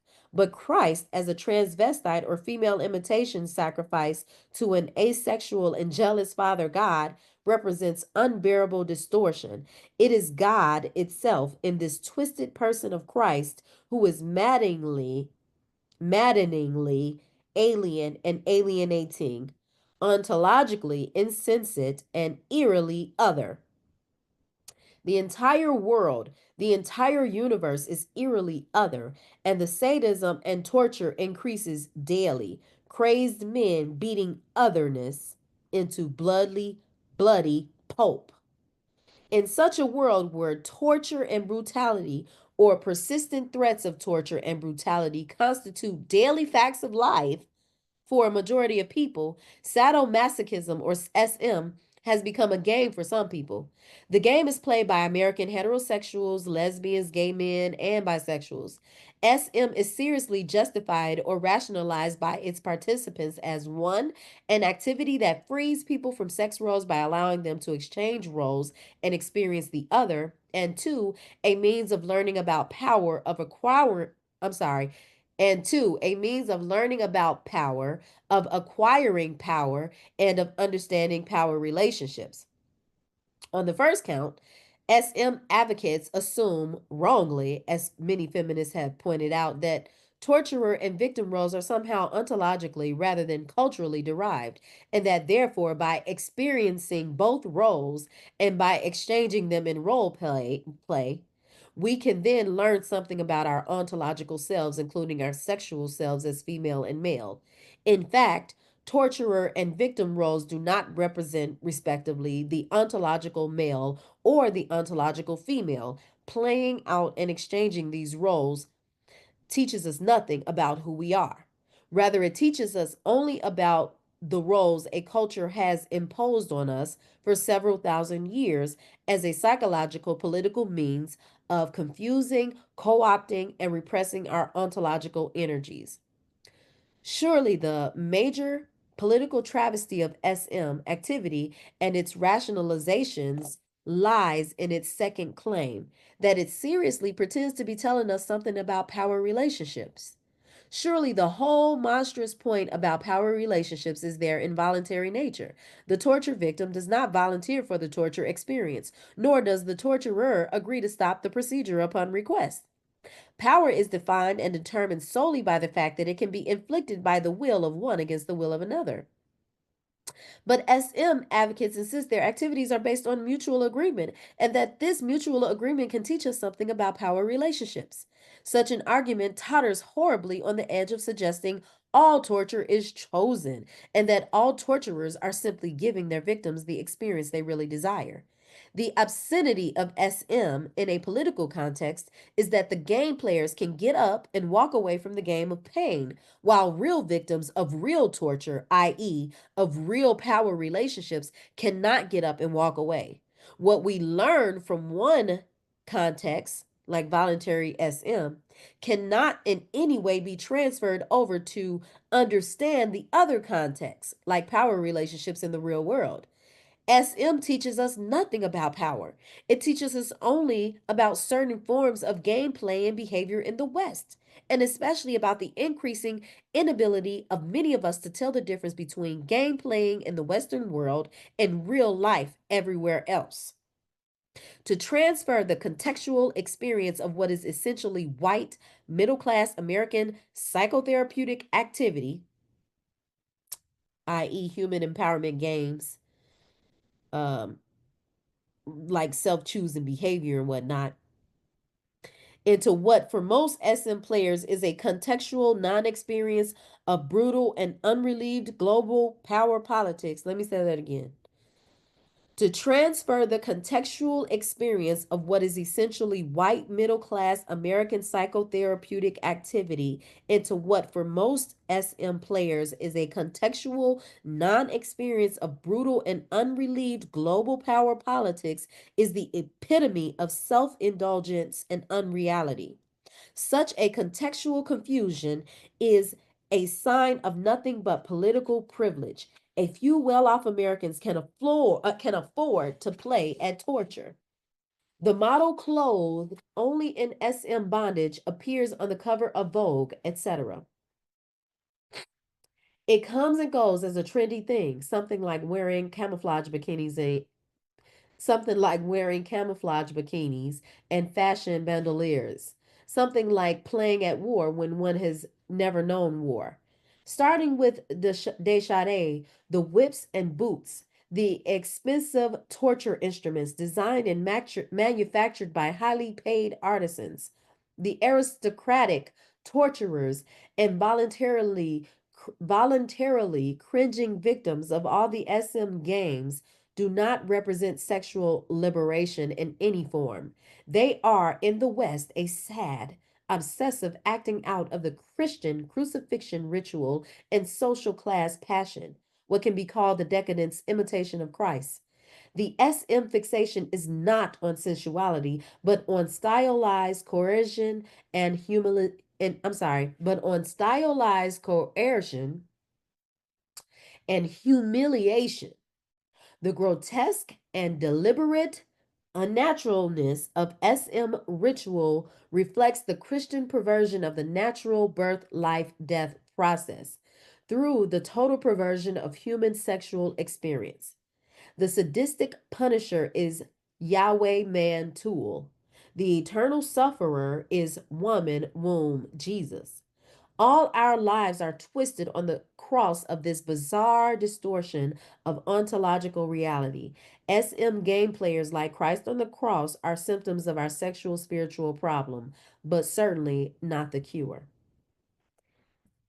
In his study of the effects of Protestant Christianity on the working class of England, E.P. Thompson also speaks of how the Methodist Church helped pave the way for the imprisonment of economically uprooted peasants in the urban factories of the Industrial Revolution. When Protestant Reformism merged its Calvinist belief in the complete depravity of most of humankind with the marvelous new profit making machinery of factory mass production, what could be called capitalist theology was born. The men of wealth, the investors and factory owners were obviously the elect few, morally pre selected by God for heaven and righteous power, meanwhile, on earth. The masses of workers, on the other hand, had clearly been divinely prefabricated to suffer via endless hard labor for their innate corruption. To fit the workers to the assembly lines, to chain the many bodies together into functioning parts of an industrial machinery grinding out wealth for the few. Religion was called in, as always, to help program living organisms into a daily condition of productive repression. In England, the Protestant religion was the right hand of the factory owners. Forced from their rural cottage industries and herded into crowded, diseased cities, the peasants were forbidden by God to ever again be naturally alive. They were forbidden their seasonal festivals, their dancing, their music, their singing, all those pagan communal rhythmic rites which energized the people and let them know who they were, that they were living beings of a living earth. Forbidden all memory and practice of organic rhythm, the people were more readily inured to a life of mechanical rhythm. Thus, the rural English peasants were reprogrammed by the Protestant churches into urban factory workers. The grim effects remain to this day. Pagan music and dance were built on erotic and melancholy modal scales and complexly sensual drum rhythms, which Protestant Christianity especially saw as devil inspired. It was Protestant moral rationality that finally forced European music into the constricting framework of the major and minor scales and the tick tock or marching rhythms of 2/4 and 4/4 time. Interestingly, modal scales and pagan rhythms have returned to public life via rock music. And if most young people on earth are now walking around with transistor radios plugged into their brains, it is because rock energy is the global drug of the people, a pagan resuscitation of the body in a disembodied antibody world. Christian fundamentalists of today, like their historic counterparts, hate rock's sound and lyrics and denounce it as immoral devil music. In fact, rock is pagan music, and its rhythms and lyrics express the memory of the blood.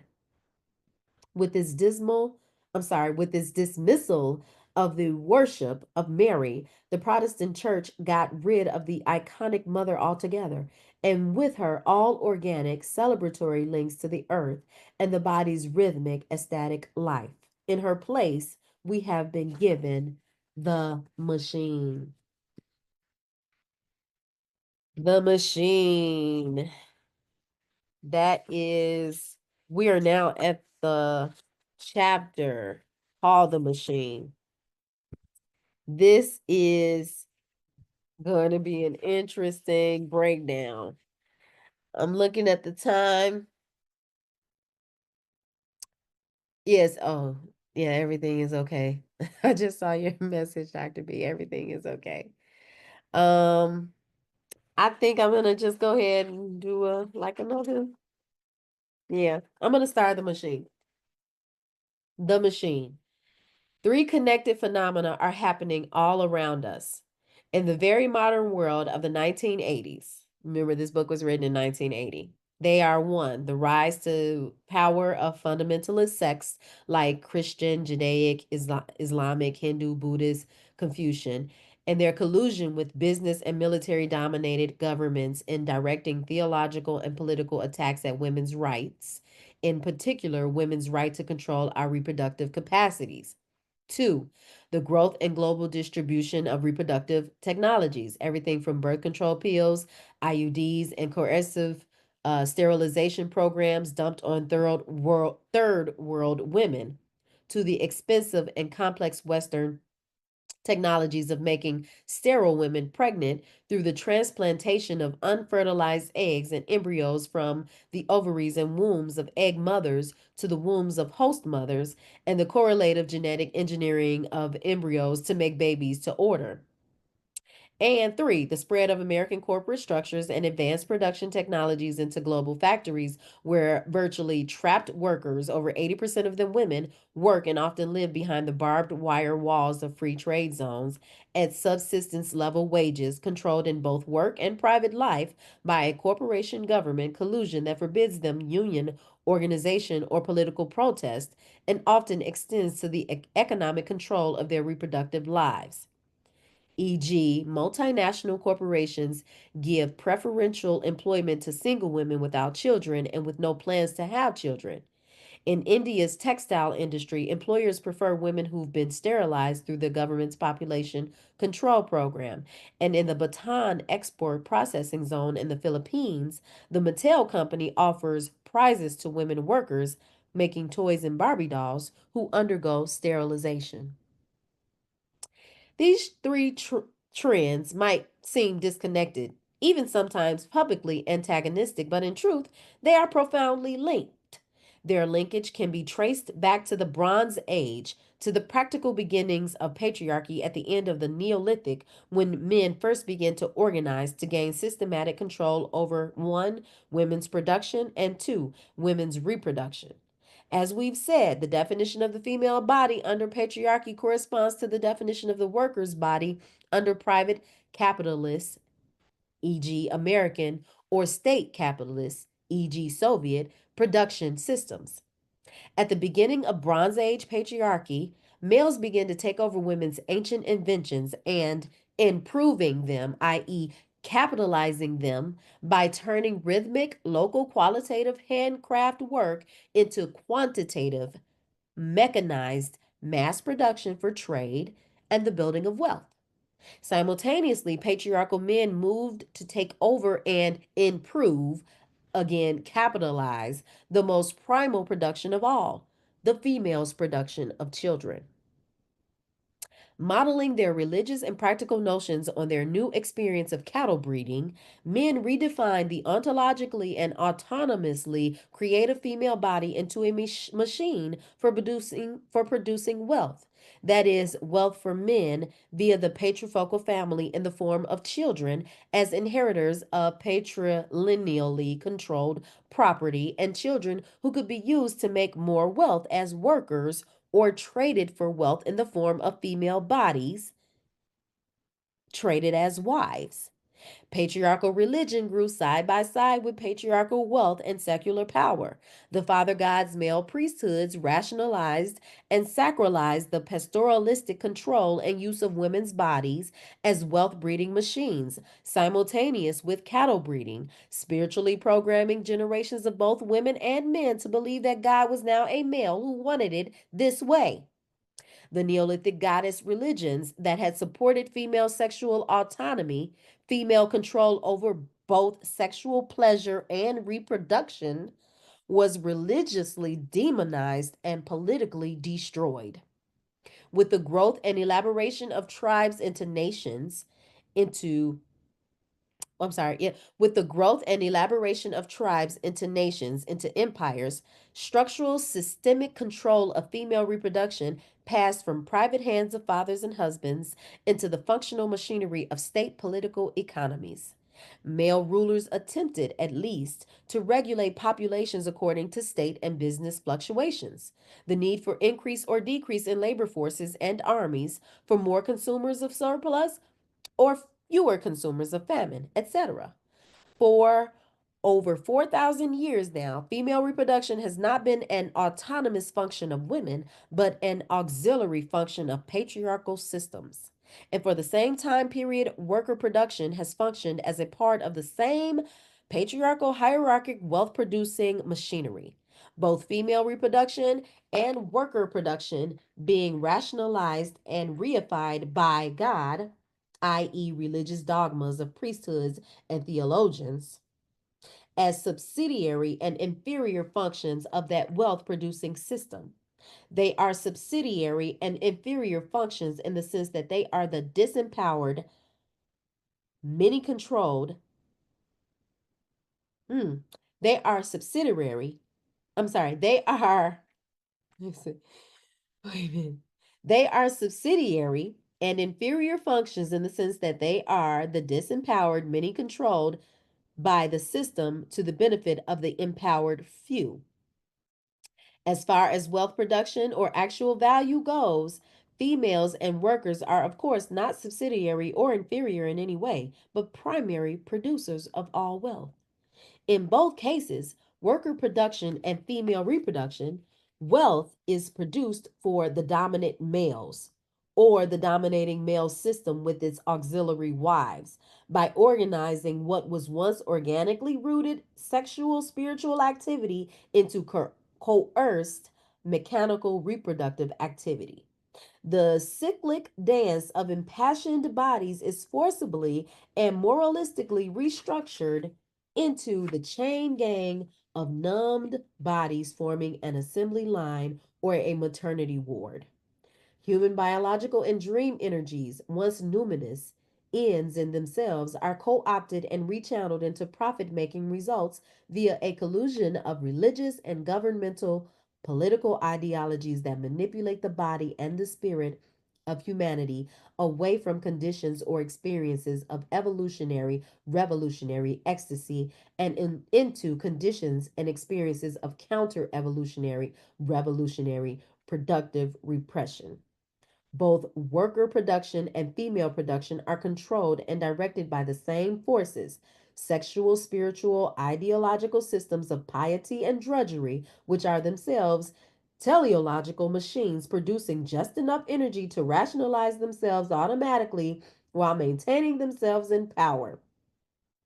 Piety and drudgery reinforce each other by dogmatically, physically, and habitually repressing energy to a mere subsistence level.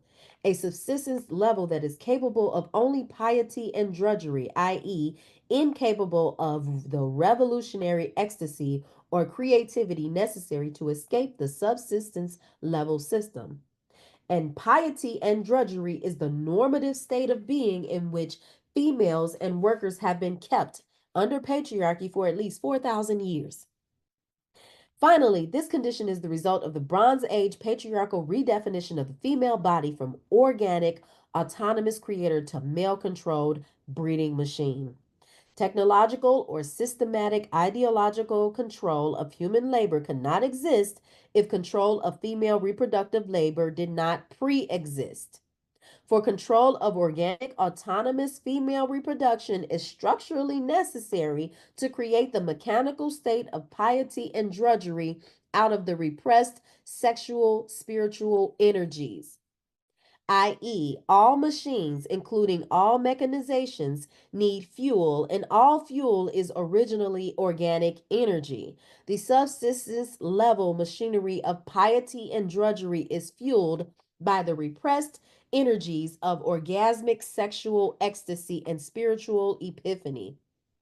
Working labor can only be controlled and exploited in a situation where female reproductive labor is equally controlled and exploited, because both exploitations are necessary to keep the exploitive machinery running. And female reproductive labor, chronologically and ontologically chronologically and ontologically, is the first labor. Under world capitalizing patriarchy, the uterus is a factory, and the factory is a uterus, and the enormous profits produced by their joint biologic mechanical activities do not belong to the laborers, needless to say. They cannot take over their own productive reproductive systems. They are kept too busy and too tired functioning at the subsistence level of mechanical piety and drudgery. In terms of evolutionary biology and of yoga, one could say that large masses of people are being forcibly retained and maintained at the level of the reptile brain, the brain of ritualized repetition and benumbed violence. Kundalini is not allowed by primarily moral restrictions to rise up and illuminate this situation. Indeed, the reptile brain is kept strangely hypnotized from the outside by mass produced dreams and commercial hallucinations of transcendence. The luminosity is on the entertainment screen while the evolutionary brain sits in darkness. What does all this mean in relation to today's world and the three interlinked phenomena previously mentioned? First, everywhere in the world, governments are trying desperately to control and channel their populations to meet the economic pressures being put on them by the spread of global corporate developmental enterprise, especially the strain of domestic economies being deformed and de energized by the enormous drain of military budgets. Pages of statistics exist to illustrate this phenomena, but what it really means is billions of female wombs and ovaries being directly manipulated by their governments, and rarely in the interest of the women involved. Government heads are seeking to increase or decrease populations in the interest of their own political careers and or to meet the demands of global corporate investors. As we've seen, a corporation like Mattel colludes with the Philippine government to promote sterilization among Filipino women workers. This ensures what corporations consider to be a more malleable and less demanding labor force in the free trade zone, and also puts numerical brakes on an increasingly revolutionary Filipino population. In Sri Lanka, Ceylon, the government also wants to reduce its population, especially of poor Tamil laborers agitating for civil and economic rights. Forced sterilization occurs among female workers on the vast tea plantations. In Malaysia, on the other hand, the Prime Minister Mahathir Mohamad wants to increase his country's population to fill a labor shortage of native workers. He aims to swell Malaysia's population from 15 million to 70 million. And to do this, his government has launched an all out program of maternity promotion, including repression of feminist groups working for women's reproductive rights. In all cases, whether the plan is to increase or decrease populations, the governmental political control of women's reproduction is directly related to the control of the labor force. In particular, since women workers compose at least 80% of the light assembly workforce in the global free trade zones. Multinational corporations preferentially employ women workers because, with the collusion of the host government, they can pay women lower wages and be also assured a docile population of workers conditioned by generations of religious, social customs to obey males in authority and to engage in long hours of boring, repetitive work without complaint i.e., women workers trained to piety and drudgery. On a global scale, therefore, it is no longer possible to speak of a labor force separate from women workers. And by the same token, it is no longer possible to analyze the management of labor production separately from the management of female reproduction. They are fast becoming one and the same. To control female reproduction,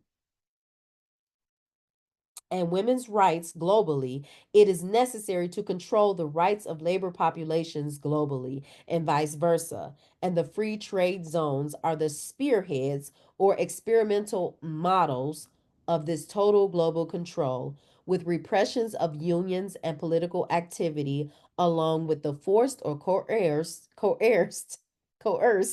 sterilization of women workers already built into their structures. As Anna Fuentes and Barbara Einrich point out in the book Women in the Global Factory, quote, crudely put, the relationship between many third world governments and multinational corporations is like that of a pimp and his customers.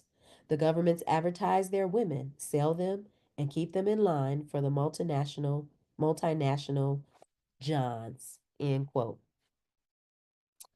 All right, it is 10:30. I mean, this chapter, The Machine, had me on fire.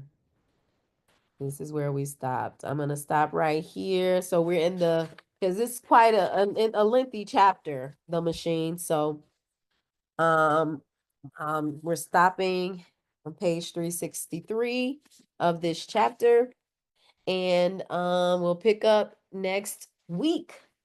I have there was so much here. I have uh a lot of comments, a lot of reactions. But again, I'm condensing so much into these 2 hours.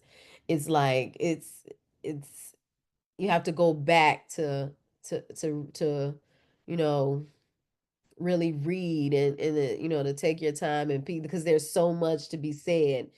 So again, I say it's really important to grab this book and just go back and read for yourself if you can.